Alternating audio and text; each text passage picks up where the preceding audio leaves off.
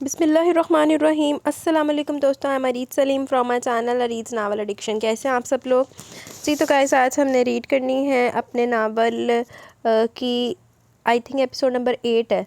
तो माज़रत चाहती हूँ, कल छुट्टी हो गई, मैं थी नहीं यहाँ पे, कल कहीं गई हुई थी।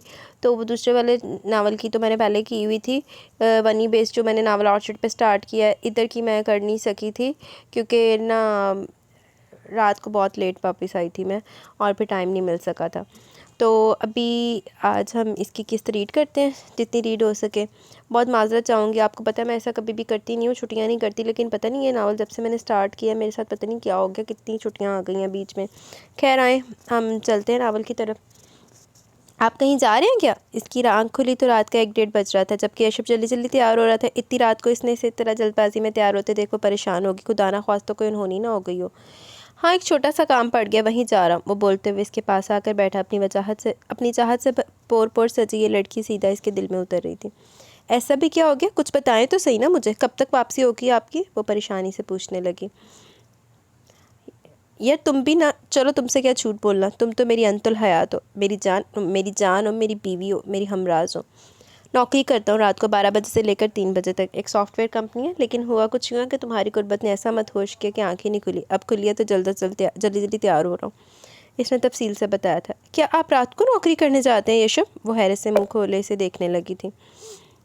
हाँ, मैं रात को नौकरी करने जाता हूँ, लेकिन इंशाल्लाह अगर 10 दिन के बाद प्रमोशन हो गया ना तो फिर ये नौकरी छोड़ दूँगा। वो मुस्कुराते हुए बोला। इसकी हैरत बचा थी। लेकिन यशब आप रात को नौकरी करते क्यों हैं? क्यों अपनी नींद ख़राब कर रहे हैं? आपकी सेहत पर बुरा असर पड़ेगा। यशब ज़रूरी नहीं है, अल्हम्दुलिल्लाह हालात इतने अच्छे हैं, वो परेशानी से कहने लगी थी। बेशक अल्हम्दुलिल्लाह हालात बहुत अच्छे हैं, लेकिन फिर भी सेविंग नहीं है, तो कुछ सेव करने के लिए मैंने ये नौकरी शुरू की थी। और हमारा अब अल्हम्दुलिल्लाह मेरे पास काफ़ी सारी सेविंग्स भी हैं। एक मिडिल क्लास इंसान को सेविंग्स की खासी ज़रूरत होती है। कुछ ना कुछ पास पड़ा होना चाहिए। हालात कभी भी ख़राब हो सकते हैं, कोई भी अनहोनी हो सकती है। अम्मी की तबीयत कभी भी ख़राब हो सकती है। तुम तो इनकी तबीयत से वाकिफ़ हो, कभी भी फरियाल की शादी का सिलसिला शुरू हो सकता है, तो मैं हर चीज़ के लिए तैयार रहना चाहता हूँ। मैं नहीं चाहता कि मुझ पर कोई बोझ बने। तुम अंदाज़ा नहीं लगा सकती कि फरवापी की वजह से मुझे तकरीबन 4 साल तक कमेटियों को भुगतना पड़ा था। आधी से ज़्यादा तनख्वाह इधर चली जाती है, सेविंग कुछ भी नहीं थी मेरे पास। तो मैंने ये 2 नाइट ड्यूटी शुरू की थी, लेकिन शादी से पहले एक नौकरी छोड़ दी, अब एक ही करता हूँ। ज़्यादा टाइम नहीं लगता, 12 से 3 बजे तक है। 3 बजे आकर सो जाता हूँ, 9 बजे फरियाल आकर जगा देती है, 10 बजे तक मुझे ऑफिस जाना होता है। वहाँ से तकरीबन 5-6 बजे तक मेरी वापसी होती है। घर आकर मैं दोबारा से सो जाती हूँ, तो मेरी नींद पर कोई बुरा असर नहीं पड़ता। वैसे सोच यदि भी सही है, बुरे वक्त के विच किसी होर को मंगन दी बजाय इंसान की अपनी सेविंग्स इतनी होनी चाहिए कि वो इस्तेमाल कर सके। वो इसे तफसील से बता रहा था ताकि वो समझ सके कि इसकी ज़िंदगी किस तरह की है। नहीं सब ठीक है, आप प्लीज़ ये नौकरी मत करें। आधी रात को काम करते हैं आप, कितना मुश्किल होता होगा ना आपके लिए, वो बेचैनी से कहने लगी थी, जबकि इसकी फिक्रमंदी पर मुस्कुराया था और फिर इसका ध्यान बटाने के लिए इसके लबों पर झुक गया। हाँ, इसका ध्यान इन सब चीज़ों से हटाना कोई मुश्किल थोड़ी था, बस थोड़े से कुर्बत के लम्हात बख्शते थे। और फिर इसने शर्माते शर्माते इसकी बाहों में बिखर जाना था। वो बहुत जल्दी से समझ गया था। हाँ, लेकिन वो अभी तक इसे नहीं समझी थी। इसे वक्त लगना था और वो चाहता था कि वो इसकी ज़िंदगी के हर पहलू को समझ ले, वक्त ले और इसको पूरी तरह से जान ले। इसी लबों के में गुम वो इस वक्त ये भी भूल चुका था कि वो इंतहाई ज़रूरी काम के लिए जा रहा है। फ़िलहाल तो पूरी तरह से मदहोश था। इसके लबों को चूमते हुए वो हर तरह की सोच से आज़ाद था। इतना मदहोशकुन सरापा था इसका कि वो पूरी तरह से इसमें डूब जाता था और इसकी सांसें हल्कान कर देता था। इस वक्त भी वो इसके लबों की कैद पर पूरी तरह से मसली खुद को इसकी बाहों से आज़ाद कराने के लिए। लेकिन ये शख्स यशब अहमद तो इस वक्त इसके हसीन जवान सरापे में पूरी तरह से मखमूर था। इसे किसी चीज़ का होश ही नहीं था। जब इसके कॉलर को मजबूती से थामते हुए इसने बड़ी मुश्किल से सांसों को आज़ाद करवाया था। अपना तनफ़्फ़ुस बहाल करते हुए इसके सीने में इतने ज़ोर से अपना आप छुपा गया कि यशब कहका लगाने पर मजबूर हो गया। लड़की तुम्हारा क्या होगा, तुम पर जुल्म हुआ, बहुत जालिम शौहर मिला तुम्हें। इसकी सांसों को अपनी धड़कनों पर बिखरते महसूस करके वो इसकी नन्ही सी जान को अपने सीने में छुपा गया। आप बहुत बुरे हैं, वो सांसें हम्बा करते हुए बोली। तो यशब का कहका एक दफ़ा फिर से इस कमरे की फ़िज़ा में गूंजा। अब तुम क्या चाहती हो, ये बुरा इंसान सारी रात तुम्हारी सांसों में अपनी सांसें बसाए या फिर काम पर जाए? इसने इसके कान में सरगोशी करते हुए पूछा। खुदा के लिए जाएं, मुझे नहीं चाहिए आपका साथ, अभी जाएं। वो अगले लम्हे इसके सीने से निकलती इसके सीने पर अपने नाजुक हाथों को रखते हुए फासला बनाने लगी, जब यशब ने अचानक इसे अपनी खींच कर अपनी बाहों में भर लिया। लेकिन मेरा तो मूड बदल गया, मेरा तो बिल्कुल दिल नहीं करा जाने का। आज इरादा कैंसिल ना कर दूँ कहीं जाने का? आज तो तुम्हारे साथ रहने का, वक्त गुजारने का दिल कर रहा है। वो जा, जान छाड़ू, नहीं मार के हटना तू। वो इसे झटके से बेड पर गिराते हुए इसके दोनों बाजुओं को अपने हाथों की सख्त गिरफ्त में कैद कर चुका था। नहीं नहीं प्लीज़ जाए ना यशब, वो मिन्नत भरे लहजे में बोली। अच्छा अच्छा जा रहा हूँ, जालिम बीवी, नहीं करता तुम्हारी सांसें हल्कान। हाँ, लेकिन अम्मी को बताने की ज़रूरत नहीं है मेरी इस नौकरी के बारे में, मैंने इन्हें कुछ भी नहीं बताया। फरियाल जानती है। वो मुस्कुराकर इसका चेहरा थामते हुए जा बता चूमता इसके चेहरा अपनी सांसों की खुशबू से महका गया था। जब तक आप वापिस आते हैं मैं नीचे अम्मी के कमरे में चली जाऊँ? वो इसके साथ ही उठकर पूछने लगी। यार सिर्फ 1.5 घंटे में वापस आ जाऊँगा, कहीं जाने की ज़रूरत नहीं है, और आज बारिश भी नहीं हो रही तो बिल्कुल बेफिक्र हो। वो इसके गाल खींचते हुए बेड से उठा था। हाँ, लेकिन इसका हसीन सरापा इसके जज्बात बुरी तरह से जगा चुका था। इसका दिल बड़ा बेईमान हो रहा था आज। वैसे भी लेट तो वो हो ही चुका था। सोचकर कोई 10 दफ़ा इसने अपना इरादा बदला था, लेकिन फिर ये सोचकर कि वो अपना काम अधूरा छोड़ रहा है, इसने बड़ी मुश्किल से इसके हसीन दिल के सरापे से निगाहें चुराते हुए बाहर गिरा ली। वो लड़की सचमुच में इसे बुरी तरह से बहका गई थी।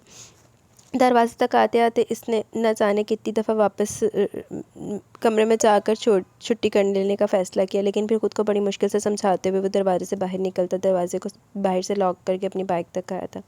ये लड़की मुझे पागल कर देने के लिए मेरी ज़िंदगी में आई है। बाइक चलाते हुए इसके चेहरे पर बड़ा दिलकश तबस्सुम बिखरा हुआ था।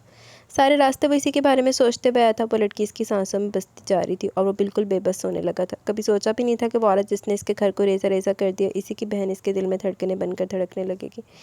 बस यार, हर इंसान की नेचर मुख्तलिफ होती है। ज़रूरी नहीं हर कोई इरम हो, और ये भी ज़रूरी नहीं हर कोई इर्शम हो।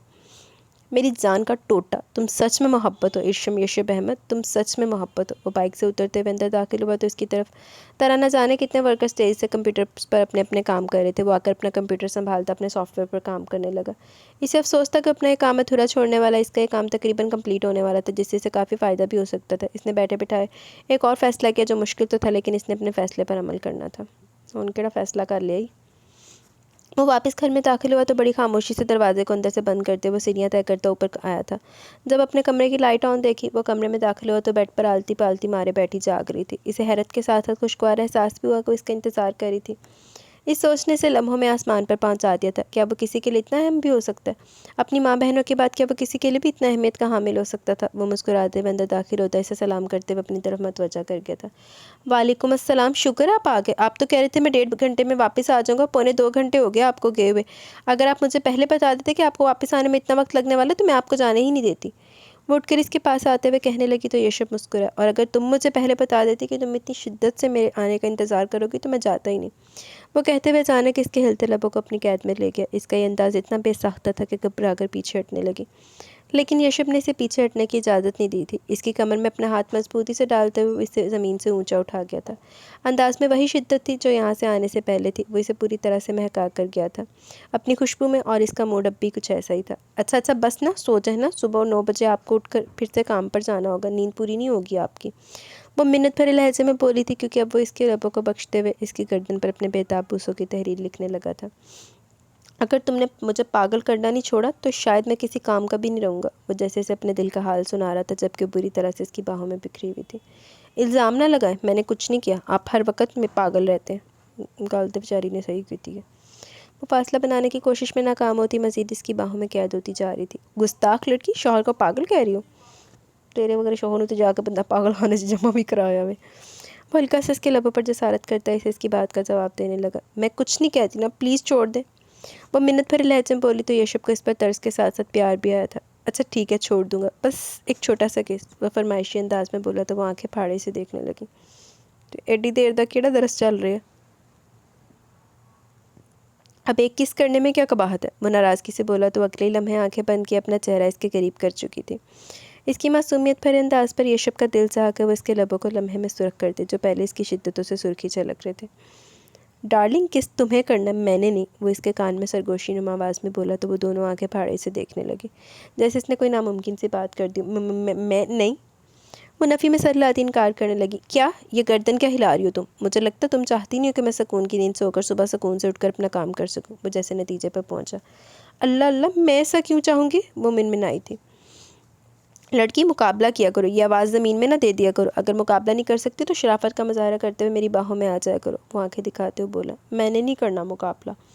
वो मुंह बनाती बड़ी मासूमियत से बोली। तो फिर मैं हाँ समझूं? वो इसका रुख चेहरा अपनी दोनों उंगलियों में दबाकर अपने चेहरे के करीब करते हुए बोला तो इसने फ़ौरन नफ़ी में सर हिलाया। आपकी नींद ख़राब होगी, सुबह आँख नहीं खुलेगी, फिर मुझे कोसेंगे कि मैं आपकी नींद ख़राब करती हूँ। सो जा इधर जाकर, हर वक्त उल्टी सीधी बातें सोचती रहती हैं। वो कम आवाज़ करते हुए बिल्कुल सरगोशियों में बोलने लगी। यार बहुत ही कोई निकम्मी बीवी हो तुम, लड़ना तक आता नहीं है तुम्हें, ठीक से लड़ो यार। क्या क्या ना अरमान थे दिल के कि बीवी आएगी तो इसे रोज़ जंग लड़ा करूँगा। ओए होए। मोहल्ले वाले परेशान हुआ करेंगे, रोज़ आकर अम्मा से शिकायतें किया करेंगे, लेकिन तुमों की आवाज़ तुम्हारे मुंह से नहीं निकलती, और ऊपर से रोमांस में भी एक नंबर की निकम्मी। वो हंसी दबाते हुए बोला, वैसे तो और फिटे मुँह तेरे थे, जो होंगी ना उदा दी ईरम बगरी डैड, तो फिर तेरे वगैरह ने रोज़ाना चपेड़ा मार मार के उन्होंने ना करया करना सी। मैं निकम्मी नहीं हूँ, आप एक्स्ट्रा ही कोई उस तरह के इंसान है। वो अपना आप छुड़वाने में हल्कान बोली थी। इस तरह का? किस तरह का इंसान हूँ मैं? तुम मुझे मिनमिनाहटों में गालियाँ दे रही हो? वो अचानक बोला तो मुनफ़ी में सर हिलाने लगी। अस्तगफिरुल्लाह, मैं शौहर को गाली देकर के जहन्नुम में जाऊँगी? वो पूरी आंखें खोले हैरत से इसे देखने लगी। अच्छा तो फिर किस तरह का इंसान हूँ मैं, बताओ मुझे। वो इसे बेड पर बिठाते हुए इसके साथ जोड़कर बैठते, इसे एक दफ़ा फिर से अपनी बाहों में कैद करते पूछने लगा था। वो जैसे नहीं होना चाहिए, एक्स्ट्रा रोमांटिक। वो सरगोशी में लफ्ज़ बोल पाई थी जैसे एक्स्ट्रा रोमांटिक बोलना इसके लिए कोई लफ्ज़ नहीं बल्कि कोई गुनाह था। मिडिल क्लास लोग एक्स्ट्रा रोमांटिक होते, तुम्हें किसी ने बताया नहीं? वो इसके लफ्ज़ को बिल्कुल इसी के अंदाज में अदा करते हुए बोला, नहीं ऐसा नहीं होता, मुझे तो ये पता है कि जो मिडिल क्लास लोग होते हैं वो बेचारे अपने कामों में लगे रहते हैं, इनके पास फुर्सत ही नहीं होती रोमांस करने की। मैंने नावलों में पढ़ा। तुम और तुम्हारे नावल, एक तो इन नावलों ने अच्छी खासी लड़कियों का दिमाग ख़राब कर रखा है। अगर शौहर रोमांटिक है तो भी मसला, और अगर शौहर रोमांटिक नहीं है तो भी मसला। शौहर बेचारा जाए तो जाए किधर? वो बेड पर लेटते हुए इसकी गोद में तकिया रखकर वहीं लेट गया था। मैं सच्ची कह रही हूँ, मैंने नावलों में पढ़ा जो मिडिल क्लास के मर्द होते हैं ना वो बिल्कुल रोमांटिक नहीं होते, इन्हें अपनी परेशानियाँ ख़त्म नहीं होती। गलत पढ़ा तुमने। अब तक तो यकीन आ ही गया होगा। वो इसके चेहरे के सुर्ख गुलनार रंगों को देखते हुए शरारत से बोला तो वो बिना कोई भी जवाब दिए इसकी आंखों पर हाथ रख के, बहुत बेकार बातें करते हैं आप सोने का नाम ही नहीं लेते। सो जाए, मुझे भी सख्त नींद आ रही है। आपकी वजह से इतनी देर तक जागती रही हूँ मैं। वो इसकी आंखों पर हाथ रखे लाइट भी ऑफ कर दी थी। यशब ने इसके बहाने बाजुओं पर सिर्फ मुस्कुराते हुए इसके नाजुक से हाथ को अपनी आंखों से हटाते तकिए को अपनी जगह पर रखा और फिर बेड पर लेटते हुए इसे अपनी इंतहाई करीब करता अपने सीने में छुपा गया। क्या याद करोगी तुम? बख्श दिया तुम्हें, लेकिन सिर्फ आज रात के लिए, क्योंकि कल सैटरडे है और सैटरडे नाइट में अपने तरीके से मनाऊंगा। इसे अपनी धड़कनों में छिपाते हुए इसे वार्न भी कर गया। इतना जल्दी संडे आ गया? वो इतने दिनों से इसके साथ ही, एक हफ्ता हो गया था इनकी शादी को। इसके सीने पर सर रखे वो हैरान सी थी। कितनी जल्दी ज़िंदगी बदलने लगी थी। वो इस शख्स के रंगों में रंगने लगी थी। कल तक तो वो इनसे अनजान थी और आज वो इसके लिए इसका सब कुछ बन चुका था। वो एक ऐसे इंसान से मोहब्बत कर बैठी थी जिसके लिए इतने सालों से शिकवे इसके दिल में थे। हाँ, लेकिन बिल्कुल इसके बाजू की हड्डी टूटी थी, इसकी वजह से वो इससे बड़ा शिकवा और क्या हो सकता था। यशब को तो शायद याद भी नहीं था। वो कोई पुरानी बात याद करते हुए मुस्कुराई थी और एक नज़र यशब की तरफ देख रही थी। नीम अंधेरे में इसकी आंखें बंद थी। शायद वो गहरी नींद में उतर चुका था। इसके सीने पर सर रखते हुए इसने इसकी धड़कनों पर अपने लब रखे तो यशब का घेरा मज़ीद तंग हो गया। अब तुम खुद ऐसी हरकतें कर रही हो जो मुझे बहका रही हैं, फिर खुद मासूम बन जाओगी, मुझे जालिम ठहरा दोगी। इसकी आवाज़ सरगोशीनुमा थी, लेकिन इसकी हम धमकी देता अंदाज से बहुत कुछ समझा गया था। फ़ौरन आंखों के साथ साथ धड़कनें भी बंद करने को थी। अब तो इसकी सांसों तक की आवाज़ इसके कानों से नहीं टकराने वाली थी। इतना तो यशब भी जानता था, इसलिए इसे अब मज़ीद तंग किए बगैर ही वो सोने की कोशिश करने लगा। भावें ख़त्म हुई वे सवेरे लाश अकड़ी हुई मिले होती। वक्त तेज़ी से गुजर रहा था। 10 दिन कैसे गुजरे थे किसी को पता भी नहीं चला। बस वो इसकी गुर्बत में पूरी तरह से मदहोश था और ऐसे में इसके बॉस को इम्प्रेस करने की कोशिश भी जारी थी। बॉस इस पर भी खास नज़र रख रहा था और साथ ही वारिस पर भी। इसे यकीन था कि इसके साथ साथ वारिस का भी अच्छा प्रमोशन होने वाला है। इसे और किसी चीज़ का होश नहीं था। ज़िंदगी बेहतरीन गुजरी थी और आखिरकार वो दिन भी आ गया जब इनकी प्रमोशन सेरेमनी थी। बॉस ने इसी महीने की 19 तारीख को इसका स्पेशल डिनर भी अपने घर पर रखा हुआ था, वो भी इसकी शादी की खुशी में। ऐसे में अगर इसका प्रमोशन भी हो जाता तो इसकी खुशी दुगनी हो जाती। प्रमोशन सेरेमनी में ज़्यादा लोग मौजूद नहीं थे, सिर्फ ऑफिस के वर्कर्स थे और बॉस के साथ साथ कंपनी के सीईओ और कुछ पार्टनर्स वगैरह आए हुए थे। यार ये शांति आजकल कुछ ज़्यादा ही बॉस के दाएं बाएं नहीं घूमने लगी। तुमने अंदाज़ा नहीं लगाया कि पहले किसी को पूछती नहीं थी और अब हर वक्त बॉस के ऑफिस में होती है। वैसे तो बॉस भी रोज़ ऑफिस नहीं आते, लेकिन आजकल आ रहे हैं और आते ही सबसे पहले शांजे को याद करते हैं। वो सब सेरेमनी के लिए नीचे बेसमेंट में बने हाल में आए थे जब वारिस इसके पास बैठते हुए इसे बताने लगा। इसने कंधे उचकाकर लाइल्मी का इजहार किया। हाँ, ये भी सच था कि आजकल इसे किसी चीज़ का इल्म ही नहीं था। वो सिर्फ अपने काम से मतलब रखता था और बाकी का इसका सारा वक्त अपनी मसनूम बीबी की मासूमाना बातें और इसकी मिनमिनाहटें याद करके मुस्कुराते हुए गुजर जाता था। नहीं यार, मुझे इस बारे में कुछ नहीं पता और ना ही मैंने ध्यान दिया। सच कहूँ तो जब से हम साइड से होकर आए मैंने शांति से हाय हेलो भी नहीं किया। इस दिन बहुत फजूल बातें करी थी कि मैंने मजबूरी में आकर शादी कर ली। पता नहीं मैं किस तरह से शादी में एडजस्ट करूँगा, और तू क्या बकवास करता रहा इसके सामने कि मैंने मजबूरी में शादी किया। इसने घूरकर इसे भी खिड़का था। कितने दिनों से तो इसे बात याद ही नहीं रही थी। मैंने ऐसा कुछ नहीं कहा। हाँ, वो पूछ रही थी कि मैंने इसको ये बताया कि तेरी शादी वट्टा सट्टा कॉन्सेप्ट पर हुई है। आगे से वो क्या मतलब निकालती है इसे मुझे कोई लेना देना नहीं। मुझसे असल में भाभी की तस्वीर मांग रही थी तो मैंने कह दिया कि मेरे पास कोई फ़ोटो नहीं है। तेरी शादी के सारे फ़ोटो हमने व्हाट्सएप ग्रुप में डाले थे। तो आगे से कहने लगी कि इसमें भाभी की कोई फ़ोटो नहीं है, इसने तेरी बीवी को देखना है। तो मैंने कह दिया कि तुम यशब से बात करो, हो सकता है इसके फ़ोन में कोई फ़ोटो वो तुम्हें दिखा देगा। इसके अलावा तो कोई बात नहीं हुई थी, इसने तफसील से बताया था। मेरे ख्याल में अपने पास से बातें बनाने लगी। आजकल कोई मुंह तो वैसे भी नहीं लगा रहा इसको सिवाय बॉस के, और जिस तरह बॉस मुंह लगा रहा है मुझे तो कुछ कोई और ही मतलब निकलता नज़र आ रहा है। देख इस वक्त भी वो इसके साथ चिपकी हुई है। इसने इसका ध्यान शांति की तरफ दिलाने की कोशिश की, जो बॉस के साथ खड़ी मुस्कुरा रही थी। बॉस भी इसे ज़रूरत से ज़्यादा अहमियत देते हुए इसकी बातों में भरपूर हिस्सा ले रहे थे। अरे छोड़ यार, दफ़ा कर, हमें क्या, हमें अपने प्रमोशन से मतलब होना चाहिए ना। क्या लगता है तुझे मुझे मैनेजर बनाएंगे? वो अपने दिल की धड़कनें संभालते हुए बोला। 100% बनाएंगे। तुझे नहीं बनाएंगे तो फिर किसे बनाएंगे? वो यकीन से बोला तो ऋषभ की मुस्कुराहट गहरी हुई जब थोड़ी देर बाद में सेरेमनी शुरू हो गई। आज की सेरेमनी मैंने अपने ऑफिस के वर्कर्स की काबिलियत को देखते हुए रखी है। मैंने सोचा कि इन लोगों की काबिलियत के हिसाब से इन्हें प्रमोट किया जाए। हमारे ऑफिस में बहुत से लोग ऐसे हैं जो बहुत लगन से काम कर रहे हैं, खासकर ऋषभ अहमद, जो अपनी ज़ाती ज़िंदगी को इग्नोर किए फ़िलहाल सिर्फ और सिर्फ इस कंपनी में अपनी जान लगा रहा है। मैं इसका दिल से शुक्रगुजार हूँ। इसने बात शुरू करते इसका नाम लिया तो कईयों के चेहरे पर मुस्कुराहट उभर आई, तो कई लोगों का मूड भी ऑफ हो गया। यशब, तुम जिस लगन से काम कर रहे हो, मुझे यकीन है कि इस ऑफिस की मैनेजर पोस्ट तुम्हारे लिए बेहतरीन रहेगी। मैं तुम्हें आज से अभी से इस कंपनी का मैनेजर बनाता हूँ। तुम्हारी काबिलियत तुम्हें इससे भी ऊंचे मुकाम पर लेकर जाएगी। आज की सेरेमनी मैंने स्पेशल तुम्हारे लिए अरेंज करवाई है, लेकिन तुम्हारे साथ साथ यहाँ और भी बहुत सारे लोग मौजूद हैं जो कि बहुत काबिल हैं, जैसे वारिस जो आज से तुम्हारी जगह पर काम किया करेगा। बॉस बोले तो ऑफिस में तालियों की गूंज शुरू होगी जब बॉस ने दोनों हाथ उठाते हुए इन सबके एक्साइटमेंट को थोड़ा कम करने की कोशिश की। और तुम लोग के साथ साथ आज मैं शांजे को भी प्रमोट कर रहा हूँ। इतना टैलेंट मेरे ऑफिस में मौजूद था, मुझे खबर ही नहीं हुई। शांजे, आज से तुम इस ऑफिस की मैनेजर हेड हो। मैं जानता हूँ इस तरह की कोई भी पोस्ट हमारे ऑफिस में पहले मौजूद नहीं थी, लेकिन तुम्हारे लिए मैंने इस पोस्ट को अरेंज किया। थैंक यू सो मच, आपने मेरी काबिलियत को समझा। इसे बॉस के अल्फाज पर तो या तो किसी ने तालियां बजाई और ना ही कोई ठीक से कुछ समझ पाया। जब शान से बॉस का शुक्रिया अदा करने लगी, वारिस और यशब एक दूसरे को देखने लगे। वो दोनों भी समझ नहीं पाए अचानक हुआ कि एक कोई न्यू पोस्ट आ गई थी जिसकी इन्हें खबर तक नहीं थी। मैनेजर हेड यानी कि वो यशब से ऊपर थी, यानी वो यशब की बॉस थी। यशब खुद हैरान था कि जो अपने आप को मैनेजर की कुर्सी के काबिल समझ रहा था, लेकिन यहाँ तो इससे भी काबिल कोई मौजूद था जिससे ऊपर वाली पोस्ट पर आ गया था। किसी ने भी इस चीज़ को की अहमियत नहीं दी, तो यशब खुद ही तालियां बजाते हुए इसकी काबिलियत को सराहा, जिस पर वारिस ने भी इसका साथ दिया। फिर आहिस्ता आहिस्ता पूरे ऑफिस में तालियां गूंज उठी। बस कुछ तो गड़बड़ा दिया जड़ा है जड़ियाँ अचानक नवियाँ पोस्ट आईयां ना। मुबारक हो मेरे यार, तुम तो मैनेजर बन गए हो। कम से कम मेरी छुट्टियों का तो इंतजाम तो हो जाएगा। बारिश इसके साथ चिपके हुए खुशी का इजहार कर रहा था जब शांति इनके पास आकर रुकी। हे गाइस, तुम दोनों को बहुत बहुत मुबारक हो। तुम लोगों की न्यू पोस्ट पर बहुत खुशी हुई तुम लोगों की प्रमोशन देखकर। वो मुस्कुराते हुए दोनों से हाथ मिला रही थी। बहुत बहुत शुक्रिया शांति, तुम्हें भी एक नई पोस्ट के साथ देखकर बहुत खुशी हो रही है। बल्कि अब तो शायद तुम्हें मैम कहना पड़ेगा, आखिर तुम हेड हो। यशब ने मुस्कुराते हुए इसके नाजुक से हाथ को थामा। डोंट वरी, मैं तुम लोगों के लिए किसी तरह की मुश्किल खड़ी नहीं करूँगी। तुम लोग अपनी खुशी इंजॉय करो, मैं भी निकलती हूँ। वो मुस्कुरा कर इन्हें बाय कहते करते वहाँ से रुखसत हो गई जब बारिश इसके कान के करीब झुका। अब समझ में आया ये बॉस के साथ इतना टाइम कैसे गुजारी थी। ये लड़कियाँ भी ना कुछ भी करवा सकती हैं। अब 60 साल के बुड्ढे को इम्प्रेस करके ऑफिस में नई पोजीशन ले ली, हासिल कर ली। नहीं यार, शानदार इस तरह की लड़की नहीं है, तो गलत समझ रहा है। हो सकता है बॉस ने इसकी काबिलियत को देखकर ये फैसला किया। यशब ने इसकी सोच पर लगाम लगानी चाहिए। हो सकता था, अगर वो काबिल होती तो पहले क्या बॉस की नज़र में नहीं आ सकती थी। ऐसी भी कौन सी काबिलियत जो बॉस को रोज़ इसके साथ 2-3 घंटे अकेले ऑफिस में गुजारने के बाद नजर आई। तो नहीं समझेगा तो भी बच्चा है, मैं बहुत अच्छे तरीके से समझ गया हूँ। ओए होए, वारस समझ गया। वो बोला तो इसके अंदाज पर यशब इसके कंधे थपथपाता इसलिए ऑफिस से बाहर निकल गया। घर में तो एक खुशी का माहौल बन गया था। इसकी प्रमोशन पर सब लोग खुश थे, और सबसे ज़्यादा खुश थी इसकी मासूम बीबी, जिसको अब रात में अकेले डरना नहीं पड़ेगा। वैसे तो वो रोज़ ही कोशिश करता था वो जाने से पहले या तो इसे सुला दे या फिर इसके सोने के बाद ही कमरे से निकले, लेकिन इसके दिमाग में जैसे 12 बजे का अलार्म सेट हो गया तो वो खुद ब खुद जाग जाती थी इसके बेड से उठते। लेकिन अब यकीनन इसे सुकून मिलने वाला था, क्योंकि अब वो आरामदेह ज़िंदगी गुजारने वाला था, क्योंकि अब तनख्वाह इतनी तो हो ही चुकी थी कि इसका वो गुजारा पहले से ज़्यादा अच्छा से हो सकता था। इसकी तीनों नौकरियां मिलाकर भी इसकी प्रमोशन का मुकाबला नहीं कर सकती थी। 80,000 से सीधा 1.5 लाख की प्रमोशन एक बहुत बड़ी अमाउंट थी। अब इसे सेविंग्स के लिए जगह जगह धक्के खाने की ज़रूरत नहीं थी, और ना ही इसे अपनी नींद बर्बाद करनी थी। और दूसरी तरफ वो वारिस के लिए भी बहुत खुश था। वारिस और इसकी अम्मी शाम को इनके घर मिठाई लेकर आए तो इनके चेहरे पर भी बहुत खुशी थी। वारिस अपने माँ बाप की इकलौती औलाद था। इसके अब्बू 18 साल पहले आर्मी में शहीद हो गए थे। बेवा माँ ने मुश्किल से सही लेकिन अपने बेटे को इस काबिल बना दिया कि आज वो इनके लिए बाइस से फ़ख्र बन गया। हाँ, ये अलग बात थी कि वो शादी के लिए नहीं मानता था, जिसके लिए इसकी अम्मी बार बार इससे आकर पूछती थी कि कहीं इसे कोई लड़की पसंद तो नहीं, जिसका जिक्र वो अपनी माँ के सामने नहीं करा। लेकिन अजीब बात तो ये थी कि इसका बचपन का दोस्त भी इसके दिल के हाल से वाकिफ़ नहीं था। वो इसे लेकर ऊपर कमरे में आ गया, क्योंकि नीचे एक दफ़ा फिर से वारिस की शादी का टॉपिक छिड़ चुका था।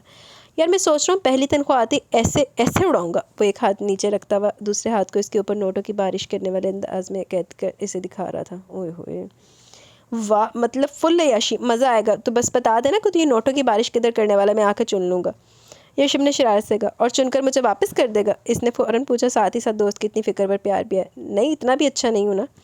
वो बोला तो वारिस ने इसे घूर कर देखा। बेटा, तू अय्याशी करेगा और मैं नोट चुन चुन कर तुझे वापस करूँगा? इतना अच्छा दिखता हूँ तुझे तो एक दफ़ा नोट की बारिश तो कर, सारी ज़िंदगी इन पैसों को ढूंढता ही रह जाएगा। वो मज़े से बोला था जब फरियाल चाय का कप ले आई, जिसे हमेशा से दरवाजे से पकड़कर इसने फरियाल को भेज दिया। ओए होए। आज पार्टी थी इसके ऑफिस में, तो वैसे सुबह सुबह तैयार होने का बोल कर गया था। तकरीबन शाम 6 बजे वो इसे लेने के लिए आ गया। फाइनली आज वो पहली दावत पर जा रहे थे अपनी शादी के पूरे 25 दिन के बाद, वरना इससे पहले वो ऐसा मसरूफ़ था कि इसे किसी चीज़ का होश ही नहीं था। बीच में प्रमोशन और फिर प्रमोशन के साथ इसका ऐसा काम शुरू हुआ कि अब शादी को 25 दिन पूरे होने पर वो इसे अपने साथ किसी दावत पर लेकर जा रहा था। देखो, बहू को आराम सुकून से अपने साथ लेकर जाना और वापस जल्दी लेकर आना। इसे ज़्यादा देर लोगों में मत रखना, फजूल में नज़र लगाएंगे सब। अम्मी को तो अपनी बहू की ज़रूरत से ज़्यादा ही फिक्र हो रही थी, जो काले लिबास में इतनी हसीन लग रही थी कि हद नहीं। माना कि आपकी बहू बहुत खूबसूरत है अम्मी, लेकिन आपको क्यों लगता है कि मैं इसे नज़र लगने दूंगा? मेरा मतलब है कि पर्दा हटेगा तो नज़र लगेगी ना। इसने अम्मी के पास बैठते हुए झांक कर अपनी बीवी का चेहरा देखा, जो मदद से फरियाल से मेकअप करवा रही थी। अरे भाई, कोई देखेगा नहीं तो मैं इतनी तैयारी क्यों करवा रही हूँ इसकी?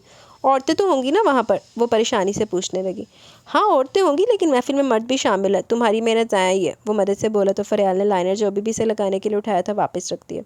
अभी मैं तो पहले कह रही थी कि आपसे कि आपकी मेहनत फजूल जाएगी, अब खुद सुन लिया ना अपने कानों से। वो जो तकरीबन 1 घंटे से इसे कह रही थी कि इसे इतना मेकअप ना करे, वो पर्दे में रहेगी। लेकिन फरियाल का कहना था कि वहाँ औरतें होंगी तो वो औरतों के साथ रहेगी, तो इसे मेकअप कर लेना चाहिए। लेकिन अब फरियाल की सारी खुशफहमी दूर हो चुकी थी। ओए होए, चल फिर भी टाइम से ही फरियाल को पता लग गया, और वो अपनी इतनी खूबसूरती से किए गए मेकअप पर सिर्फ अफसोस ही कर सकती थी। चलो कोई बात नहीं फरियाल, तुम्हारा मेकअप ज़ाया नहीं जाएगा, चलो टाइम नहीं है, आओ निकलते हैं। वो फरियाल को कहता इसे बाहर आने का इशारा कर चुका था, लेकिन फरियाल को समझ नहीं आया कि इसका मेकअप ज़ाया कैसे नहीं जाएगा, क्योंकि इसकी भाभी मोहतरमा तो अपना मासूम सा मुखड़ा ही छुपा चुकी थी। ओए होए, भाई तो है ना तेरा। हाँ भाई, क्या सूरत हाल है? वो जैसे घर से निकले थोड़े से फासले पर वारिस गाड़ी लेकर आ गया था। यार गाड़ी तो ठीक ठाक है, चल भी ठीक रही है, मुझे लग रहा है कि हमें सौदा कर लेना चाहिए, वारिस ने ड्राइविंग सीट छोड़ते हुए इससे कहा था। यार मुझे भी गाड़ी ठीक ठाक लग रही है, गुजारा तो हो ही सकता है इसमें। तुम क्या कहती हो? इसने मुड़कर पीछे इरशम को देखा, जो हैरत से खड़ी इन्हें देख रही थी। क्या मतलब? मैं कुछ समझी नहीं, वो परेशानी से कहने लगी। वो सचमुच में इसकी बात का मतलब नहीं समझी थी। अरे भाभी, हम ये गाड़ी खरीदने का सोच रहे हैं। मैं और यशब आधे आधे पैसे डालेंगे और घरेलू इस्तेमाल के लिए ले लेंगे। फजूल में बस और रिक्शा में धक्के खाने से बेहतर घर की सवारी हो जाएगी। बस इसलिए हमने सोचा। आप बताइए आपको कैसी लगी? बारिश ने तफसील बताते हुए कहा। वाह, मतलब आप अपनी गाड़ी ले रहे हैं? ये तो बहुत अच्छी बात है, और गाड़ी बहुत अच्छी है। वो एक पल में खुश हो गई। लो, भाभी को भी पसंद आ गई गाड़ी, बारिश ने इसकी तरफ देखते हुए कहा। तो इसने सिर्फ हाँ में सर हिलाया। ठीक है, तो फिर सौदा करते हैं। आज वापस आकर इसका पहले ज़रा टेस्ट ड्राइव ले लें। आओ बैठो तुम। इसने पिछला दरवाज़ा खोलते हुए इशम को बिठाया था, जबकि खुद ड्राइविंग सीट संभाल चुका था। यार मुझे तो गाड़ी पसंद है, मैं तो सोच रहा हूँ आज ही फाइनल कर लेंगे, और ज़्यादा इस्तेमाल भी नहीं हुई, अच्छे बजट में मिल रही है। बाकी किसी काबिल ड्राइवर से चेक करवा लेंगे, और फिर आगे देखा जाएगा। फिर मिठाई तो अपनी तरफ से खिला देना। वो मरे से बोलते हुए एंड पर अपने मतलब पर भी आ गया था। ओए होए, मिठाई उधर पर खानी। कंजूस, कभी तो अपनी जेब ढीली किया कर, हर वक्त मुझसे पैसे निकलवाता। तेरी प्रमोशन की मिठाई के पैसे भी मैंने दिए थे। यशब ने से कुछ याद करवाया। बेटा कोई एहसान नहीं किया था, फ़र्ज़ है तुझ पर, वो मुंह बनाकर बोला। तो पीछे बैठी यशम की हंसी निकल गई। और ये आज पहली दफ़ा नहीं हुआ था, वो ऐसे ही लड़ते थे एक दूसरे से, और फिर लड़ झगड़ कर बिल्कुल ऐसे हो जाते जैसे कभी इन दोनों में कोई लड़ाई झगड़ा हुआ ही ना हो। अंधेरा हो चुका था, लेकिन वो लोग आखिर इस लोकेशन पर पहुंच चुके थे जहां आज की पार्टी का इंतज़ाम किया गया था। ये इनके बॉस का फार्म हाउस था। चल निकल, तुम एशम को लेकर आए। वो इसे भेजता गाड़ी लॉक करते हुए एशम का हाथ अपने हाथ में मजबूती से थाम चुका था। वैसे तुमने मुझसे पूछा नहीं कि फरियाल का मेकअप ज़ाया कैसे नहीं होगा? इसने इसके कान में सरगोशीनुमा आवाज़ में पूछा था। कैसे? वो इसके साथ चलती ना समझी से इसे देखने लगी। मैं नहीं होने दूंगा ना आज रात। तुम्हारे इतने नफासत से किए मेकअप की मैं भरपूर तारीफ़ करूँगा। डोंट वरी, तुम्हें बिल्कुल परेशान होने की ज़रूरत नहीं। वो इसके कंधे पर हाथ रखते इसे अंदर की तरफ ले जाने लगा, जबकि अंदर इतने सारे लोगों को देखकर घबरा कर इसके बाजू को मजबूती से थाम चुकी थी। देखिए मैं क्या सी ना पर तेरा ज़ाया नहीं होने देगा।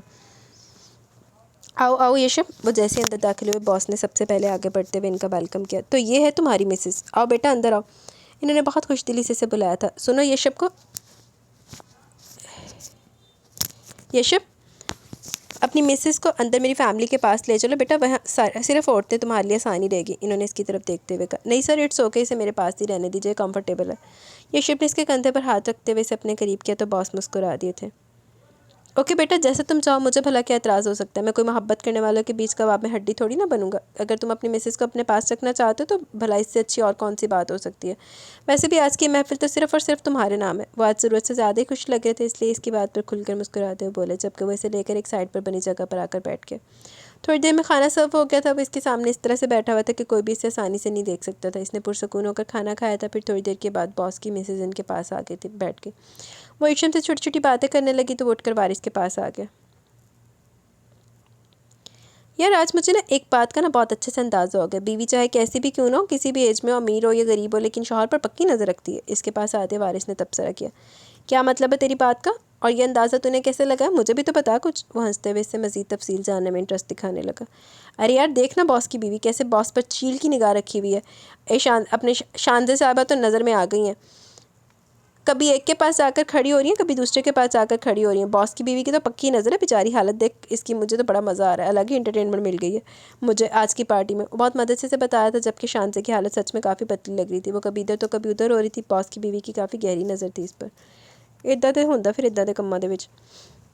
बॉस इसे बिल्कुल भी अहमियत नहीं दे रहे थे। जिस तरह ऑफिस में इसकी तारीफ़ करते थे, इस तरह का तो कुछ भी नज़र नहीं आ रहा था। इसे पूरी तरह से इग्नोर कर रहे थे। तो थोड़ी देर के बाद वो यूँ ही सबसे मिलते मिलाते इन दोनों के पास आकर रुक गई। हाय यशब, तुम्हारी बीवी कहाँ है, मुझे भी तो पता चले कि क्या है, कौन है वो जिसने मुझसे मेरा प्यार चुरा लिया, मेरा मतलब जिस लड़की का नसीब तुम्हारे साथ जुड़ा। मिलवाओगे नहीं मुझे। इससे इसके लहजे में अजीब सी जलन थी, जिसे वारिस ने बहुत शिद्दत से महसूस किया। हाँ क्यों नहीं, ज़रूर मिलवाऊंगा तुम्हें। इससे फ़िलहाल वो बॉस की वाइफ के साथ है। इसने मुस्कुराते हुए इस टेबल की तरफ इशारा किया। ओ गुड, ये यहाँ पर भी पर्दे में आई है। तुम्हारी बीवी इस तरह की है, वो जैसे बदमज़ा हुई थी। हाँ मेरी बीवी इस तरह की है। मेरी ख्वाहिश पर इसने पर्दा करना शुरू किया, मेरी पसंद के मुताबिक खुद को ठाड़ लिया। मुझे फ़ख्र है इस पर कि वो मेरी बीवी है। वो इस अंदाज़ में बोला कि शानज़े को लम्हे में आग लग गई। अच्छा तो तुम्हें इस तरह की लड़कियाँ पसंद है, मुझे तो लगा था कि तुम्हें मेरी तरह की लड़कियाँ पसंद है, एजुकेटेड, सेल्फ डिपेंडेंट। हाँ बिल्कुल, मुझे एजुकेटेड और सेल्फ डिपेंडेंट लड़कियाँ बहुत पसंद है शानज़े, और ये चीज़ आजकल हर लड़की में होना बहुत ज़रूरी है। हर लड़की को इस काबिल होना चाहिए। हाँ लड़की के पास अपनी पहचान होनी चाहिए, और इंशाल्लाह मेरी बीवी के पास भी होगी। वो मुस्कुराते हुए बोला। इस तरह बुरके में वो सेल्फ डिपेंडेंट और एजुकेटेड बनेगी। वो हंसते हुए बोली थी, जैसे यशब ने कोई मजाक किया हो। यही तो मसला आजकल की लड़कियों का। आज की औरत पर्दे को कैद समझने लगी है। खैर मैं किसी को गलत नहीं कहता, तुम अपनी सोच में आज़ाद हो। वो मुस्कुराकर आगे बढ़ गए, जबकि वारिस भी इसके पीछे निकल गया। शानज़े के साथ खड़े रहना था तो आजकल वो अपनी तौहीन समझ रहा था, क्योंकि शानज़े आजकल हर किसी की नज़र में आई हुई थी, और जिस तरह की इसकी आजकल रेपुटेशन थी, वो अपने किरदार पर हरगिज़ दाग नहीं लगने दे सकता था। वैसे लाख दी लानत शानज़े बीबी होते। आई एम सॉरी, मुझे तुम्हारे पीछे आना पड़ा। वो अपने फ़ोन पर कोई कॉल सुन रहा था जब शानज़े को अपने पीछे आते देखा। इसने हैरत से मुड़कर देखा जब वो इसके पास आ रुकी। तुम ठीक तो हो ना शानज़े, कोई प्रॉब्लम है क्या, वो परेशानी से पूछने लगा, क्योंकि शानज़े कुछ घबराई हुई थी। वो बॉस ने मुझसे कहा कि मैं इनकी फ़ैमिली के आसपास ना हूँ। इस वक्त सब लोग ही अपनी अपनी फ़ैमिली के साथ आए हैं, तो किसी के पास रहना मुझे बहुत अजीब लग रहा है। मैंने वारिस से बात करने की कोशिश की तो मेरी बात सुने बगैर ही बाहर निकल गया, तो इसलिए मैं तुम्हारे पास चली आई। इसकी फ़ैमिली को मुझसे क्या मसला है, कब से मुझे घूरे जा रही हैं इनकी मिसेस। थोड़ी देर तुम्हारे साथ यहाँ रुक सकती हूँ, वो इससे पूछने लगी, तो इसने अपना मोबाइल जेब में डालते हुए सिर्फ हाँ में सर हिलाया। जबकि ये चीज़ तो वहाँ मौजूद सब लोग ही नोट कर चुके थे कि शानज़े बॉस की बीवी की नज़रों के हज़ार में। अपने करतूत देखे ना शानज़े बीबी, फिर बॉस की बीवी दी नज़राते बांधी हैं। अगर वो चाहता तो इसे बता सकता था कि शानज़े तुमने अपना म्यार बहुत गिरा लिया, लेकिन कोई हक नहीं रखता था इस पर। ना बहस करता था, ना ही किसी की दिल हज़ारी। ईशम बेटा बात सुनो ज़रा मेरी। तुम इस लड़की को जानती हो जो तुम्हारे शौहर के साथ खड़ी है। वो पार्टी में होने वाले डांस को एंजॉय कर रही थी जब बॉस की मिसेज़ ने इससे पूछा। इसने फ़ौरन नफ़ी में सर हिलाया। बॉस की मिसेज़ के साथ थोड़ी देर में इसकी अच्छी खासी बातचीत होने लगी थी, जिसमें ज़्यादा हाथ ही नहीं कहा था। वो काफ़ी बातूनी औरत थी और इसे बातें करने में काफ़ी ज़्यादा इंटरेस्ट दिखा रही थी। इस लड़की का नाम शानज़े और बहुत ही तेज़ तरार किस्म की लड़की है। सच कहूँ तो इस उम्र में इसने मुझे खौफ में मुब्तला कर दिया, और तुम सिर्फ चंद दिन की शादी पर इतनी रिलैक्स होकर बैठी हुई हो। देखो बेटा, इस तरह की लड़कियों से अपने शौहर को बचा कर रखना चाहिए। तुम्हें यहाँ बैठना नहीं चाहिए, बल्कि जाओ और अपने शौहर को इस लड़की से दूर करो। इतनी बेफिक्री भी अच्छी नहीं होती, वो इसे समझाते हुए बोली थी। जबकि ये शब के साथ खड़ी वो खूबसूरत सी लड़की शानज़े थी। जानकर वो फ़ौरन उठ गई। वो अपने आप को ओपन माइंड बनाना चाहती थी। इसके शौहर के साथ लड़कियां काम करती थी, वो इस चीज़ को कबूल कर चुकी थी, लेकिन शानज़े सिर्फ इसके साथ काम करने वाली लड़की नहीं बल्कि इसकी पसंद भी रह चुकी थी। वो आहिस्ता आहिस्ता चलती इसके पास आ गई। ईशम को अपनी तरफ आते देखकर ये शब पूरी तरह से इसकी तरफ मतवज्जा हुआ था। तुम ठीक हो, वो इसे इसके गिर्द अपनी बाहें फैलाते हुए पूछने लगा। हाँ मुझे वॉशरूम जाना था, वो आहिस्ता से बोली। तो ये शब मुस्कुराया। मैं ले चलती हूँ तुम्हें, मुझे भी जाना है, साथ में तुमसे बातें भी हो जाएंगी। मैंने तुमसे ठीक से हेलो हाय भी नहीं किया। शानज़े ने इसे ऑफ़र की, वो इनकार नहीं कर पाई। तुम शानज़े के साथ चली जाओ, मैं यहीं रुकता हूँ, वो इसे जाने की इजाज़त देते हुए बोला। तो शानज़े से अपने पीछे आने का इशारा कर चुकी थी। वो खामोशी से शानज़े के पीछे चली गई। और भाभी को कहाँ भेज दिया इसके साथ, हम तो घर जाने वाले थे ना, वारिस इसके पास रुकते हुए कहने लगा। हाँ चलते, वो ज़रा वॉशरूम गई है, चल बॉस को बाय कह दे। इसने वारिस का ध्यान बॉस की तरफ दिलाया जो इन्हीं को देख रहे थे। काफ़ी खूबसूरत हो तुम, ये तो सुन रखा था, खैर अब देख भी लिया। वो अपना नकाब दुरुस्त करी थी, शानज़े इसके पास ही खड़ी थी। वो हल्का सा मुस्कुराकर थैंक यू बोल गई। किस चीज़ के लिए शुक्रिया अदा करोगे तुम, तुम्हारी खूबसूरती पर तारीफ़ करने के लिए, फिर यशब अहमद के लिए? मेरा मतलब आखिर मैंने तुम्हें अपना इतना कीमती खजाना दिया। इसके अंदाज़ में कुछ अजीब सा था, बहुत अजीब नज़रों से इसे देख रही थी। ईशम हैरत से इसे देखने लगी। मतलब वो कुछ नहीं पूछना चाहती थी, वो कुछ नहीं जानना चाहती थी, शायद वैसे बताना चाहती थी कि यशब अहमद इसकी मोहब्बत है, लेकिन वो तो इसकी मोहब्बत की कोई दास्तान सुनना ही नहीं चाहती थी। वो हर चीज़ से अनजान बेहतर थी, सब कुछ जानते हुए भी अनजान बनकर रहना चाहती थी, तो वो क्यों बता रही थी इसे? शायद यशब ने तुम्हें मेरे और अपने बारे में कुछ नहीं बताया। ऐसा कैसे हो सकता है? वो तो मुझसे कह रहा था कि वो तुम्हें सब कुछ बता देगा, तुम्हें धोखे में नहीं रखेगा, बल्कि जल्द से जल्द तुम्हें तलाक देकर मुझसे शादी करेगा। हाँ लो, बिल्ली ने चिड़चिड़ियाँ देखा, लानत दी मारी औरत। कहीं अपनी बहन की वजह से इसने अपना फैसला तो नहीं बदल लिया? ओह माय गॉड, मतलब अपनी बहन की वजह से वो सारी ज़िंदगी सज़ा झेलेगा। वो तुमसे प्यार नहीं करता ईशम, वो मुझसे प्यार करता है। आज से नहीं, हम तकरीबन 28 साल से एक दूसरे के साथ हैं, एक दूसरे से शादी के वादे कर चुके हैं। देखो तुम सिर्फ और सिर्फ इसकी और अपनी ज़िंदगी ख़राब करी हो, और कुछ भी नहीं है। वो सारी ज़िंदगी तुम्हारे साथ अपनी बहन की खातिर रिश्ता निभाने के लिए तैयार हो जाएगा, लेकिन वो खुद खुश नहीं रहेगा। वो कभी भी तुम्हें पसंद नहीं करता था, वो हमेशा से मुझसे मोहब्बत करता। हो सकता है अपनी बहन की खातिर वो मजबूर हो गया हो, लेकिन तुम इसकी मोहब्बत नहीं हो। तुम प्लीज़ किसी धोखे में मत रहो। मोहब्बत एक ही दफ़ा होती है और यशब को हो चुकी है। तुम्हारे साथ सिर्फ दिखावे का रिश्ता निभा रहा है वो, और दिखावे के रिश्ते नहीं चलते। मैं इसकी मोहब्बत हूँ और तुम मजबूरी। वो भी बोल रही थी जब ईशम गुस्से से इसकी पूरी बात सुने बगैर ही वहाँ से बाहर निकल गई। ओ, ये लड़की कोई हंगामा ना करे। वो परेशानी से तकरीबन भागते हुए इसके पीछे है, लेकिन ईशम बगैर कुछ भी कहे तेरी से इस बड़े से हाल से बाहर निकल गई। शान से इसके पीछे नहीं गई, क्योंकि ईशम इसे बाहर निकलते देख चुका था। जे तेने एंडा ही खौफ सी कि हंगामे करना था, फिर इदा दी भौंकदी क्यों सी? बकवास क्यों की इन्नी? ओ मैडम, कहाँ भागे चले जा रही हो यार? मैं यहाँ हूँ, वो इसका बाजू पकड़कर इसे रोकते हुए बोला था, जब इसने गुस्से से अपना बाजू छुड़ाकर इसे पीछे की तरफ धक्का दिया। यशब इस चीज़ के लिए तैयार नहीं था, इसलिए हैरत से इसे देखने लगा। क्या हो गया ईशम, इस तरह से रिएक्ट क्यों कर रही हो तुम? कुछ हुआ है क्या? किसी ने कुछ कहा है तुमसे? वो परेशानी से पूछने लगा। अभी थोड़ी देर पहले तो वो बिल्कुल ठीक थी। किसी ने कुछ नहीं कहा मुझसे, मुझे घर जाना, हाथ छोड़े मेरा। वो बेहद गुस्से और बदतमीज़ाना अंदाज में बोली थी। दिमाग ठीक है तुम्हारा? ये किस लबो लहजे में बात कर रही हो तुम मुझसे? और क्या घर घर हवाई जहाज़ पर जाओगी? मैं ही लेकर जाऊँगा ना तुम्हें। वो इसकी बदतमीज़ी पर इसे भी गुस्सा आ गया। दौर फिटे मुँह पूछना नहीं पे मसला किया, भी गुस्सा करी जाता पे अगो, तड़फी जा रहे। मैं कैसे भी जाऊँ, बस आप मुझे छोड़ दें मुझे।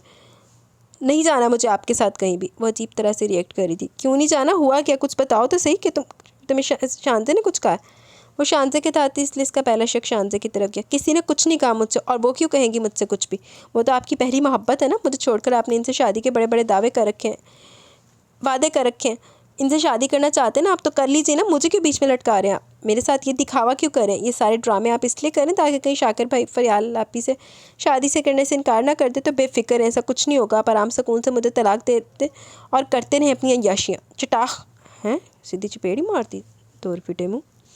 ईशम न जाने क्या क्या बोलने वाली थी, जब इसके ज़ोरदार तमाचे ने इसका मुंह बंद कर दिया। इसका थप्पड़ इतना ज़ोरदार था कि वो अगले लम्हे ज़मीन पर जा गिरी। इसका निकाब इसके चेहरे से खुल गया था। दौर फिटे मुँह वैसे यशब लाख दी लानत ए तू ही सी। पिछे कहता सी लड़दी नहीं मेरे नाल, लड़दी नहीं। मैं चाहता सी रोजाना लड़ाइयाँ होण ते महल्ले वाले आण, तू ते उन्हें ख़त्म कर देना सी चपेड़ा मार मार के। लानत दा मारिया होया। जबकि वारिस जो बाहर आ रहा था, इसे इतने गुस्से में देखकर तेरी से इसके पास आया था। यशब तू पागल हो गया? ये तुम क्या कर रहे हो? दिमाग ख़राब तो नहीं हो गया? वो गुस्से से दोबारा इसकी तरफ बढ़ रहा था, जब इसने इसे कंट्रोल करने की कोशिश की। हाँ, दिमाग ख़राब हो गया मेरा। मैं अय्याश हूँ, मैं अपनी बीवी को अय्याश लगता हूँ। मुझे पूछने दे इससे कि मैंने कौन सी अय्याशी की है, कौन सी अय्याशा करते इसने पकड़ा मुझे। कोई भी उठकर इससे कोई भी बकवास करेगा तो ये इस पर यकीन करने लगेगी। अपने शौहर पर इसे भरोसा नहीं है, बाहर की औरतों पर यकीन है इसे। इस शानजे की तो मैं। वो गुस्से से कहता वापस अंदर जाने लगा, जब बारिश इसका ध्यान ज़मीन पर पड़ी ईशम की तरफ दिलाया, जो बेहोश हो चुकी थी। क्यों तमाशा बना रहा है यशब? भाभी की हालत देख। यकीनन शानजे ने कोई बकवास की होगी, लेकिन ये सब कुछ हम बाद में देखेंगे। पहले तुम भाभी को संभाल। मैं गाड़ी लेकर आता हूँ, इससे पहले कि कोई तमाशा बन जाए। मैं यहाँ से निकलना चाहिए प्लीज़। वो इसे समझाते हुए तेरी से गाड़ी लेने जा चुका था, जबकि वो बिशम की तरफ मतवज्जा हो गया। हाँ, इसका हाथ काफ़ी भारी था, लेकिन इसका थप्पड़ इतना जालमाना हरगिज़ नहीं था कि बेहोश हो जाए। लानत मारे बेगैरत, हाथी टूट जावे तेरा। ईशम ईशम। वो इसके गाल थपथपाते इसे जगाने की कोशिश कर रहा था, लेकिन पूरी तरह से होशो हवास से बेगाना हो चुकी थी। इसके दिल को अजीब सा गिल्ट हुआ था। इसे इतनी जल्दबाजी में इस तरह का कोई कदम नहीं उठाना चाहिए था। इसे ईशम की बात सुननी चाहिए थी। वो हमेशा गुस्से में कुछ ना कुछ उल्टा सीधा कर देता था। वो नाजुक दिल की लड़की कहाँ इन चालबाजियों को समझती थी। इसने बहुत गलत किया था। जो भी था, इसे अपनी बीवी पर हाथ नहीं उठाना चाहिए था। वो खुद ही औरत पर हाथ उठाने वाले मर्दों को कमज़ोर समझता था, बगैरत इंसान। और आज इसने खुद एक कमज़ोर मर्द होने का सबूत दिया था। आज इसने अपने गुस्से को थप्पड़ की सूरत निकाला था, जिसके लिए बहुत शर्मिंदा था। तेरी शर्मिंदगी का चार पाना ना सी हूँ। वारिस गाड़ी लेकर आया तो इसने जल्दी से ईशम को उठाकर गाड़ी की पिछली सीट पर बिठाते हुए खुद भी पीछे बैठते हुए इसे सहारा दिया था। गाड़ी अस्पताल लेकर चल। पता नहीं से क्या हो गया, होश ही नहीं आ रहा। वो बेकरारी से इसका चेहरा अपने हाथों में थामे इसे अपनी गोद में लिए हुए था। नाजुक सी तो है, थप्पड़ मार कर बेहोश कर दिया ना तूने। कितना जालिम है तू। नाजुक सी बीवी है तेरी, अल्लाह करे होश में आकर तेरे हाथ टोके से काटे। वो इसे कोसता बददुआएं देने लगा, जबकि गाड़ी भी फुल स्पीड में चल रही थी। सही गल है, टोका हुण मैं लैके देंगी। इसने वारिस की किसी बात का कोई जवाब नहीं दिया। वो जानता था बस इसे टेंशन से निकालने के लिए उल्टी सीधी हाँगे जा रहा है। डॉक्टर इसका चेकअप कर रही थी। अब वो काफ़ी बेहतर हालत में थी, होश में आ चुकी थी। वो डॉक्टर वारिस के साथ दूसरी तरफ था जब डॉक्टर ने इसे बुलाया। जा, डॉक्टर बुला रही है, इंशाल्लाह सब खैर ही होगी। इसे जाने का कहते खुद वहीं पर बैठ गया। जबकि वो अंदर कमरे में दाखिल होता है, एक नज़र से कुर्सी पर बैठे थे, इसके साथ वाली दूसरी कुर्सी पर आकर बैठ गया। इसके बैठने पर इसने कोई रिस्पॉन्स नहीं दिया। नाराज़गी हनूज़ बरकरार थी। वो नाराज़ होने का हक रखती थी। वो खामोशी से इसके पास बैठ गया, अजीब सी शर्मिंदगी ने इसे आ घेरा था। इसकी एक थप्पड़ ने इसे अस्पताल पहुँचा दिया था। इसने आज अपनी माँ की तरबियत को रुस्वा कर दिया था, जिसका इसे बहुत दुख था। कितना टाइम हो चुका आपकी शादी को? डॉक्टर ने मुस्कुराते हुए पूछा था। जी अभी 1 महीना होने वाला है, इसने डॉक्टर को देखते हुए जवाब दिया। तो डॉक्टर ने इस बात में सर हिलाते हुए पर्ची पर कुछ लिखना शुरू कर दिया। देखिए मिस्टर यशब, आपकी बीवी बहुत कम उम्र है और ऐसे में इनकी पहली प्रेगनेंसी है। तो पहली प्रेगनेंसी के दरमियान में बहुत सारी चीज़ों के एहतियात करने की ज़रूरत होती है।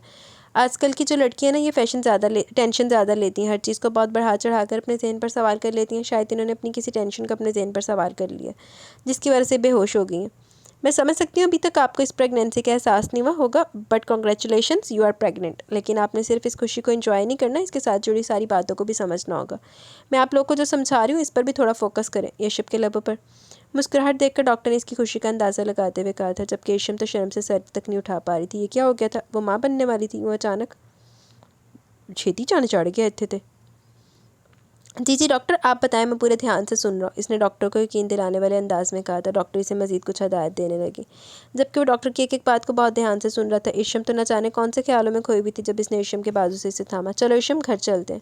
वो इसे थामे अपने साथ लिए जाने लगा था, जबकि वो खामोशी से इसके साथ उठते हुए बाहर निकल आई थी। लत्तां नहीं टुटियां होंदियां, जा सकती हो आप भी, एडा तुदा हेजला ना बन जा, दफ़ा हो जाके। क्या हुआ? डॉक्टर ने क्या कहा? भाभी आपकी तबीयत तो ठीक है ना? इसके बाहर निकलते वारिस ने से पूछा। अरे इससे क्या पूछ रहे, मुझसे पूछ, चाचा बनने वाला तुम्हें, बाप बनने वाला। वो खुशी से अपनी तरफ खींचता अपने सीने से लगा चुका था, जबकि वारिस तो चिल्ला उठा था। इसके सीने से लगते हुए तो पूरे अस्पताल को सर पर उठा चुका था। ईशम तो अच्छा खासा बौखला गई। क्या करें ईशम, यह अस्पताल है, पेशेंट्स हैं यहाँ पर, चले यहाँ से। इससे पहले कि मज़ीद शोर शराबा होता है, इसने से एहसास दिलाया कि वो इस वक्त अस्पताल में मौजूद है। ओ हाँ सॉरी भाभी, चल बाहर चलकर शोर मचाते हैं, मेरा मतलब घर चलकर सबको खुशखबरी सुनाते हैं। वो इसे कहते हुए फ़ौरन बाहर की तरफ भागा था, जबकि वो ईशम का हाथ इसी तरह लिए बाहर आने लगा जब ईशम ने गुस्से से अपना हाथ इसके हाथ से निकाल लिया था। मुझे चलना आता है। नाक पे गुस्सा लिए वो आगे की तरफ बढ़ी तो इसे एहसास हुआ कि वो तो इससे नाराज़ है और इसका नाराज़ होना बनता भी था। इतने ज़ोर का थप्पड़ जो मार दिया था इसने, तेरे हाथ ही टूट के डेग पवे। मेरी जान का टोटा, मैं घर जाते ही मनाऊंगा, लाख दिलाना तेरे थे। फिर वो जैसे खुद से वादा करते हुए इसके पीछे पीछे आया था। मुझे घर जाना। वो गाड़ी में बैठते हुए कहने लगी। वारिस मिठाई लेने अंदर स्टोर में गया था जब इसने पलट कर इसे देखा। बस मेरी जान का टोटा, हम घर ही जा रहे हैं, इसने मुस्कुराकर बड़े प्यार से कहा। इसे जवाब दिया, जान दा टोटा, लख लाना तेरे टोटे दे उत्ते, बगैरत इंसान। हुण जान दा टोटा, पहले चपेड़ा चपेड़ ट्राक चढ़ा हो गई, हुण जान दा टोटा। मुझे अपने अब्बू के घर जाना। अंदाज में वही बर्मी थी। यार ऐसे नाराज़ नहीं होते, हो गई ना गलती, अब क्या जान लोगी? नाराज़गी थूक तो घर चलकर सबको खुशखबरी सुनाते, देखते सब कितने खुश होंगे। अच्छा बाबा लोग, कान पकड़ कर सॉरी बोल रहा हूँ, आइंदा ऐसा नहीं होगा। वो कान पकड़ कर सॉरी बोल रहा था जब बारिश वापस आया। जा दफ़ा हो जाके, कान पकड़ के, कान नहीं ला के तेरे मरोड़ के बंदा छोड़ते हुए। आज के बाद कभी कंजूस मत कहना। मैं अपने भतीजे या भतीजी की नज़र में एक बहुत अच्छा चाचा साबित होना चाहता हूँ। ओए होए, शहर वसिया नहीं तो चोरी चक्के पहले आ गए, हद हो गई। हाय यशब, वो मुझे चाचू कहकर बुलाएगा। वो खुश होते हुए बड़ा सा मिठाई का टोकरा अंदर रख रहा था, जबकि इसके अंदाज पर यशब के साथ साथ रेशम भी मुस्कुरा दी। अंदाज़ा लगा सकती थी खुशी इन सबके लिए कितनी बड़ी थी। घर में सब लोग इतने खुश थे कि कोई हद नहीं। ईशम को अम्मी ने अपने पास बिठाया हुआ था और थोड़ी देर बाद इसकी नज़र उतारती तो कभी इसका चेहरा चूमती। अम्मी ने पेड़ का निशान नहीं नज़र आया।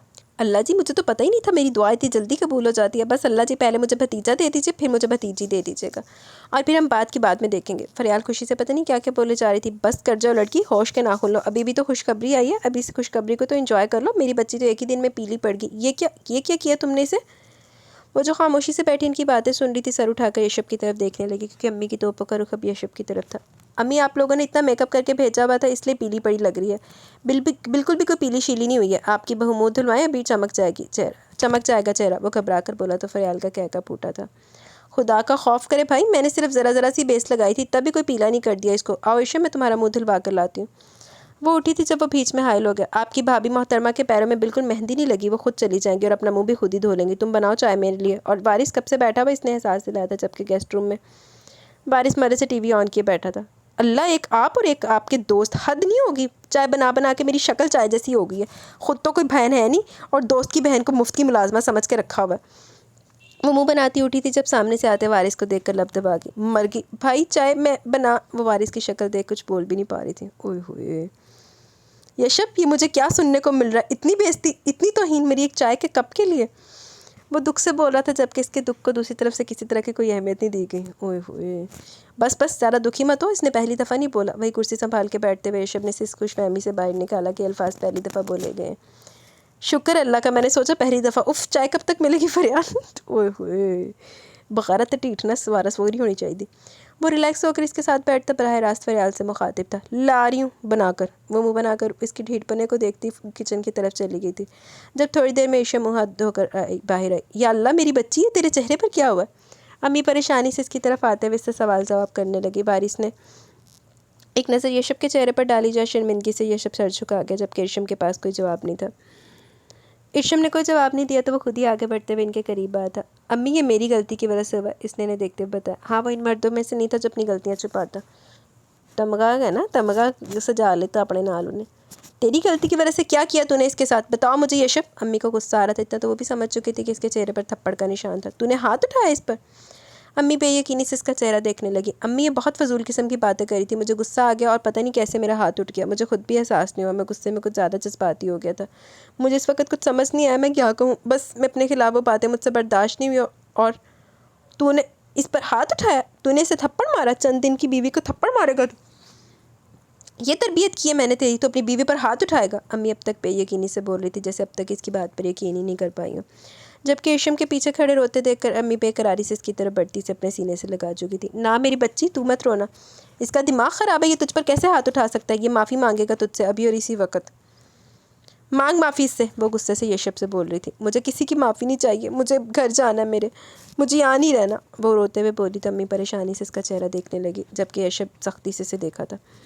बेवकूफ़ लड़की, ज़रा सी बात को इतना बड़ा तंगा क्यों बना रही हो? यार ठीक है, मैं गुस्से में था, हो गई मुझसे गलती, नहीं कंट्रोल कर पाया खुद पर, लगा दिया तुम्हें थप्पड़। इसका ये मतलब नहीं कि तुम इस चीज़ को सर पर सवार कर लो। अगेन लाख लानत तेरे ते। ज़रा सी बात है तेरे हाथ उठाना, ज़रा सी बात है, लाख लानत तेरे ते। इतनी भी छोटी बच्ची नहीं हो जो मेरी सिचुएशन समझ नहीं सको। क्या फजूल बकवास करी थी इस वक्त, ये तुम्हें भी पता है। वो गुस्से से बोला था जब फरियाल चाय लेकर आई। यशब, मैं चाय लेकर ऊपर जा रहा हूँ तेरे कमरे में। बारिश अपने आप को इस जगह अनफिट महसूस करते इसके कमरे से निकल गया जबकि यशब अभी तक इशम को घूर रहा था। तू डांट क्यों रहा है इसे? आराम सुकून से भी तो बात कर सकता है ना। तूने थप्पड़ मारा इसे और ये कोई छोटी सी बात नहीं है। अम्मी गुस्से से बोली जबकि फरियाल खुद भी हैरान सी यशब को देख रही थी। देखो बेटा, हम मिल बैठकर इस मसले को हल करते हैं। घर छोड़कर चले जाना कोई समझदारी वाली बात तो नहीं है ना। और माशाल्लाह से अब तो तुम खुद खुशखबरी सुना रही हो। इस तरह तुम्हें परेशान नहीं होना चाहिए। डॉक्टर ने तुम्हें टेंशन लेने से मना किया। किसी चीज़ का स्ट्रेस तुम्हारे लिए ख़तरनाक हो सकता है। मैं तुम्हें इस तरह कैसे भेज दूँ? अम्मी बहुत समझदारी से इसे समझा रही थी जबकि वो इनके सीने से लगी। अम्मी बहुत प्यार से इसे समझा रही थी जबकि वो इनके सीने से लगी मुसलसल रोए जा रही थी। नहीं अम्मी, मुझे नहीं रहना, मुझे जाना है यहाँ से। वो फिर से बोली तो यशब गुस्से से कमरे से निकल गया। ठीक है, वो गलती पर था लेकिन वो तो इसको सुनने को तैयार ही नहीं थी। और ये सब कुछ जो हो रहा था सिर्फ़ और सिर्फ इस शानजे की वजह से हो रहा था जिसने न जाने क्या क्या बकवास की थी। इसके सामने शानजे को तो वो छोड़ने वाला नहीं था लेकिन शानजे से पहले से अपनी ज़िंदगी में आने वाली इस प्रॉब्लम का कोई हल निकालना था। जा दवा हो जाकर बगैर अच्छे। पारिस काफ़ी देर इसके पास बैठा इसे समझाता रहा था। इसके हिसाब से इशम वक्ती तौर पर बहुत ज़्यादा डिस्टर्ब थी जिसकी वजह से वो इस तरह नाराज़गी का इजहार करी थी। लेकिन इस वक्त आने पर सब कुछ ठीक हो सकता था, सवार इसका कहना था। वो ज़्यादा देर रुका नहीं। इसका गुस्सा कंट्रोल करने की कोशिश करते रहने के बाद आखिरकार वो जा चुका था। इसके चले जाने के बाद भी वो नीचे नहीं गया बल्कि थोड़ी देर के बाद खुद फरियाल ने इसे आकर अम्मी का पैगाम दिया। चलो, आखिरकार अम्मी को अपनी बहू के बाद इसकी याद भी आ ही गई थी। खैर गलती इसकी अपनी थी इसलिए वो कुछ भी कहने के काबिल हरगिज़ नहीं था। खामोशी से उठकर नीचे आया तो अम्मी के पास ही बैठी हुई थी। इशम, तुम बेटा कपड़े चेंज करके आओ, मैं भी तुम्हें ये शिप छोड़ के आएगा घर। इन्होंने इसके बैठते कहा तो इसने हैरत से अम्मी की तरफ देखा जबकि वो बिना इसकी तरफ देखे उठकर पर कमरे की तरफ चली गई। लेकिन क्यों? अम्मी, मैं आपको कह चुका हूँ ना, मैं अपनी गलती मान रहा हूँ। आप वो कुछ दिन के लिए घर जाना चाहती है। इसका जहन पुरसकून नहीं है। वो अपने जहन को रिलैक्स करने के लिए जाना चाहती है। इसे जाने दो, कुछ दिनों के बाद तुम जाकर इसे वापस ले आना। और वैसे भी इतनी बड़ी खुशखबरी है, जाते हुए मिठाई लेकर जाना। दोनों आखिर वो लोग भी तो नाना नानी बनने वाले हैं। अम्मी ने बहू को समझते हुए बेटे को समझाना चाहा। तो अम्मी, जानना ज़रूरी तो नहीं है ना, हम आराम सुकून से मुबारकबाद दे आते हैं। ये मेरे साथ वापस आ जाएगी, इस तरह से जाना तो मतलब। अभी वो गलत फहमी का शिकार है। अगर मुझसे बात नहीं करेगी, मुझे बात करने का मौका नहीं देगी, तो गलतफहमी दूर कैसे होगी। किसी तीसरी औरत की बातों में आकर मुझ पर शक कर रही है, मुझ पर बहतान लगा रही है, इल्ज़ामात लगा रही है मुझ पर। इसके जहन में शक बैठ चुका है अम्मी, तो इसका जहन पुरसकून कैसे रहेगा अगर ये मुझसे बात ही नहीं करेगी तो। वो अपनी माँ को समझाना चाहता था, वो लड़ाई की असल वजह बताना चाहता था। तुम कुछ दिन के बाद जाकर इसे वापस ले लेना, फ़िलहाल वो करो जो वो चाहती है, इसे टेंशन मत दो, समझे मेरी बात को। अम्मी ने इसकी तरफ देखते हुए कहा तो इनके हुक्म के आगे वो मजबूर हो गया। ठीक है अम्मी, अगर आपको लगता है कि इस तरह वो ज़हनी टेंशन का शिकार नहीं रहेगी तो मैं आपकी बात मानता हूँ, मैं इसे घर छोड़ आता हूँ। लेकिन मेरे ख्याल में इसे यहीं रहना चाहिए था। मैं इससे बात करूँगा अम्मी, मैं इसे समझाता तो मसला खुद हल हो जाता, लेकिन आपकी बात भी गलत नहीं, वो जैसे हार मानते हुए बोला। जब से शादी हुई वो एक रात के लिए भी घर नहीं गई। अच्छा, इसका दिमाग ये घरेलू माहौल से निकलेगा तो वो बेहतर हो जाएगी। देखो बेटा, अगर तुम्हें ये लगता है कि इसकी ज़ात को पूरी तरह खुद तक महदूद कर देने से तुम इसे और वो तुम्हें समझने लगेगी, तो ऐसा कुछ नहीं होने वाला। हर रिश्ते में थोड़ी सी गुंजाइश होना ज़रूरी है। तुम इसे घर छोड़ के आ जाओ, 3-4 दिन के बाद वापस ले आना। अम्मी ने इसे देखते हुए कहा तो वह सिर्फ हाँ में सर हिलाकर उठता घर से बाहर निकल गया। वो थोड़ी देर में सारे से गुलाबी रंग के स्कार्फ को निकाब की सूरत के बाहर निकली थी। इसने खामोशी से दरवाज़ा खोलकर इसे अंदर बिठाया था और खुद ड्राइविंग सीट की तरफ आता गाड़ी स्टार्ट करने लगा। पूरे रास्ते दोनों में कोई बात नहीं हुई थी। यशप इसके जाने पर इससे खफा हो रहा था, जबकि ईशम के पास इससे रूठने की बहुत बड़ी वजह मौजूद थी। ईशम तो रूठना तो बनता, तू एवं पलियो खफा हो जाता पे बगैर अजे चपेड़ मार के हले जैसे छोटी जी गल है, हाथ ही रुट जान तेरे यशप। जी तो गाइज़, यहाँ पे हमारी आज की एपिसोड अपने इख्तिताम को पहुँची। कैसी लगी, किस तरह का ज़रूर इज़हार कीजिएगा। अभी हम चलते, अभी मुझे दे इजाज़त। इंशाल्लाह जल्द मिलेंगे नेक्स्ट एपिसोड के साथ। तब तक के लिए अपना बहुत सारा ख्याल रखें, दुआओं में याद रखें। अल्लाह हाफिज़।